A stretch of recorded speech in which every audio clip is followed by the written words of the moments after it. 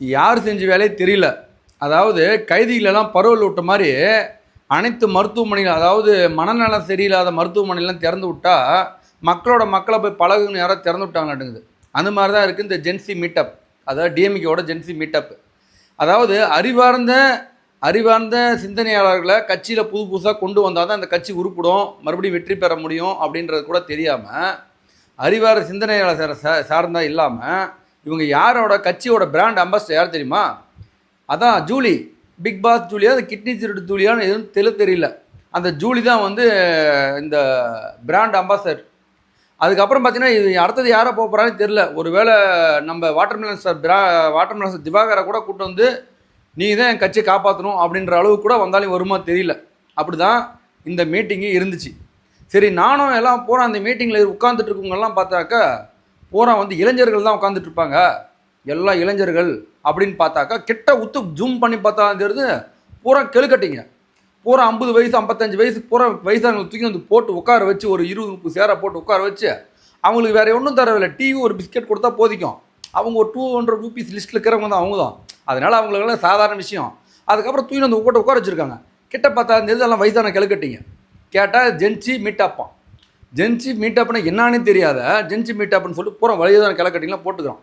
சரி, ஒருத்தராக பேச ஆரம்பிப்பான். நல்லா பேச்சாலெல்லாம் பயங்கரமாக இருக்கும். ஐயோ, ஒரு 3 இந்த 3 idiots மாதிரி 4க்கு உதவாதது ஒன்று இருக்குங்க. அந்த ஃபோட்டோவில் போடுற பாருங்க. இது 4மே திமுகவிடம் போய் அறிவாலயத்தில் லைனாக அந்த பக்கம் ஒரு 3 பேர், இந்த பக்கம் 3 பேர் உட்காந்து எப்படி இருப்பாங்களோ அப்படி தான் இருக்குது. எதுக்குன்னா மாம்பழம் வாங்குற மாதிரி இருக்குது. மாம்பழம் வாங்குறதா தட்டுல பிச்சை எடுக்கிறதான்ற மாதிரி அப்படி தான் இருக்குது பார்க்க. சரி, ஓகே, இதெல்லாம் ஒரு பக்கம் இருந்தாலையும் இவனுக்கு எடுத்த உடனே கொத்தடிமை, நாங்கள்லாம் கொத்தடிமைன்னு சொல்கிறது ரொம்ப பெருமைப்படுறோம். இதை கொத்தடிமைன்னு சொல்கிறத நீங்கள் பெருமைப்படுறீங்க பார்த்தீங்களாடா டேய். அங்கே தானே நீங்கள் வந்து சிறப்பாக செயல்படுறீங்க. அப்போ தான் புரிஞ்சுங்கன்னா இது யாரை காலி பண்ணுறதுக்காகவோ இல்லை. ஆனால் ஒன்று வந்து ட்ரோல் மெட்டீரியலாக நல்லா கண்டென்ட்டு கிடச்சிருக்குது. அதுக்கப்புறம் பார்த்தாக்கா இந்த 200 ரூபா ஊபிஸ்ன்னு சொல்லுவாங்கள்ல, ஆமாம் நாங்களாம் ஊபிஸ் தாங்க, நாங்களாம் ஊபிஸ் தான் அப்படின்னு இந்த லொடுக்கு பாண்டி படத்தில் கஞ்சா கருப்பு வந்து ஆமாங்க ஐயா அப்படின்னு சொல்லுவாங்கள்ல, அந்த மாதிரி தான் இருக்குது.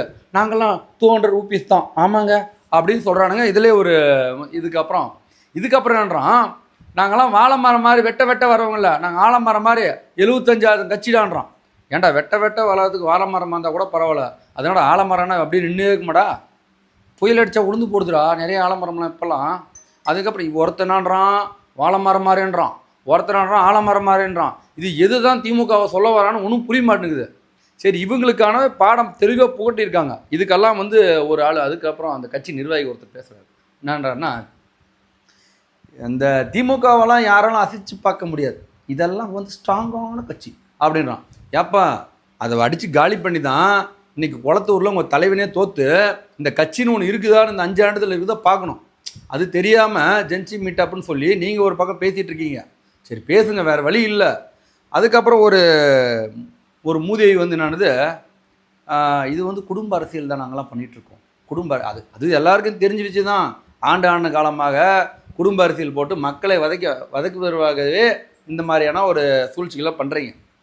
சரி, ஓகே, இதெல்லாமே பார்த்துருந்தாக்கா அதுக்கப்புறமா பார்த்தா இவனுங்கெல்லாம் ஒருத்தரும் ஃபோட்டோ செல்ஃபி எடுக்க ஆரம்பிச்சிட்டானுங்க.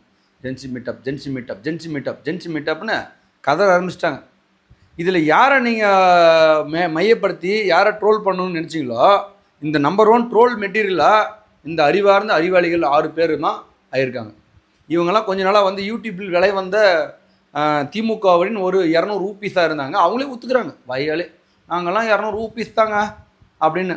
சரி, ஓகே, உங்களை யாரும் தடுக்க முடியாது. அண்ணன் ஸ்டாலின் அவர்கள் சொல்லது போல் நாங்கள்லாம் ஜென்சி கிட்ஸாக மாறிவிட்டோம், அந்த கிட்ஸாக மாறிவிட்டு நாட்டில் இருக்கும் மக்களை திருத்தப் போகிறோம் அப்படின்னு சொல்லிட்டாங்க. அடுத்த சீக்கிரமே வந்து பார்த்தீங்கன்னா வாட்டர்மெலன் ஸ்டார் திவாகர் வருவார். இது கண்டிப்பாக நடக்கும். மக்கள் எல்லாம் ஆவலோட காத்துன்னு இருக்கணும். கண்டிப்பாக நடக்கும். இந்த வீடியோ பிடிச்சிருந்தா முடிஞ்ச அளவுக்கு ஒரு லைக்கை மட்டும் போடுங்க. வேறு எதுவும் கேட்கல. நன்றி, வணக்கம்.